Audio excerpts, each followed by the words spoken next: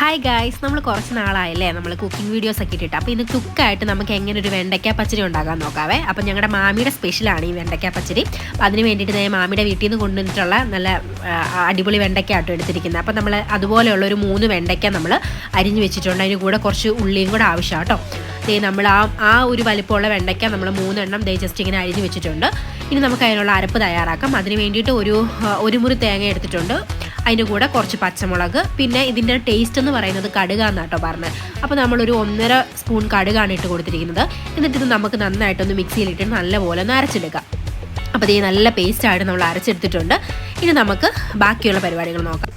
അപ്പം ഞാൻ വീഡിയോ എടുക്കാൻ വേണ്ടി മറന്നുപോയതാണ്. നമ്മൾ ആ ഫസ്റ്റ് തന്നെ നമ്മൾ വെണ്ടയ്ക്ക ഒന്ന് വറുത്തെടുക്കുക. വേറെ മസാലകളൊന്നും ചേർക്കണം, ജസ്റ്റ് ഒന്ന് വറുത്തെടുത്താൽ മാത്രം മതി. അപ്പോൾ അതെടുത്ത് ഞാനൊരു പാത്രത്തിലേക്ക് മാറ്റിയിട്ടുണ്ട്. ഇനി നമ്മൾ ചട്ടി ചൂടായി കഴിയുമ്പോഴേക്കും നമ്മൾ ഈ വറുത്ത് വെച്ചിരിക്കുന്ന ആ ഒരു വെണ്ടയ്ക്ക നമ്മൾ അതിലേക്ക് ആഡ് ചെയ്ത് കൊടുക്കുക.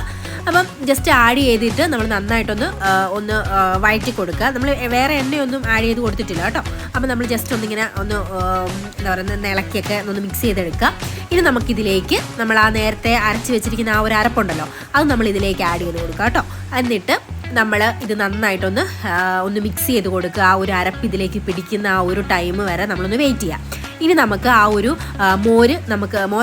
തൈര് നമുക്കിതിലേക്ക് ആഡ് ചെയ്ത് കൊടുക്കാം.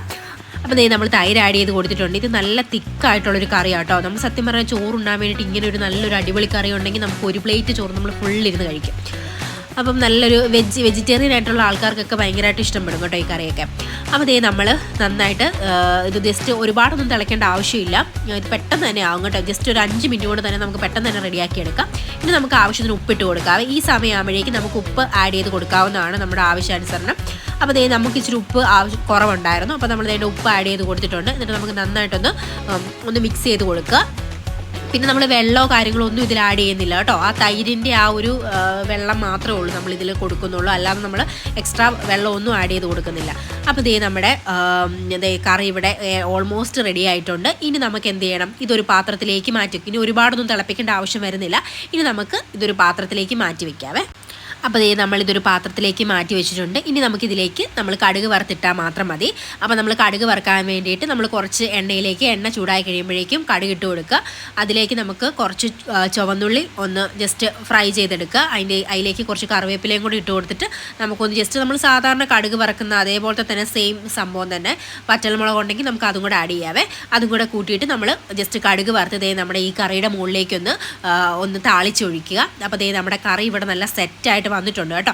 അപ്പോൾ ഈ വർഷത്തെ ഓണത്തിന് എല്ലാവരും ഈ വെണ്ടയ്ക്ക പച്ചടി ഒന്ന് ട്രൈ ചെയ്ത് നോക്കണേ. അപ്പോൾ നിങ്ങൾ എന്തായാലും ഒന്ന് ട്രൈ ചെയ്ത് നോക്കിയിട്ട് കമൻറ്റ് എന്താണെന്ന് വെച്ചിട്ടുണ്ടെങ്കിൽ നമ്മുടെ കമൻറ്റ് ബോക്സിൽ അറിയിക്കണം. അപ്പോൾ നമുക്ക് അടുത്തൊരു വീഡിയോ ആയിട്ട് കാണാം. അപ്പോൾ എൻ്റെ ചാനൽ ഇഷ്ടപ്പെട്ടിട്ടുണ്ടെങ്കിൽ എല്ലാവരും ചാനൽ ഒന്ന് സബ്സ്ക്രൈബ് ചെയ്ത് സപ്പോർട്ട് ചെയ്യണേ. നമുക്ക് അടുത്തൊരു വീഡിയോ ആയിട്ട് കാണാം. ടാറ്റാ.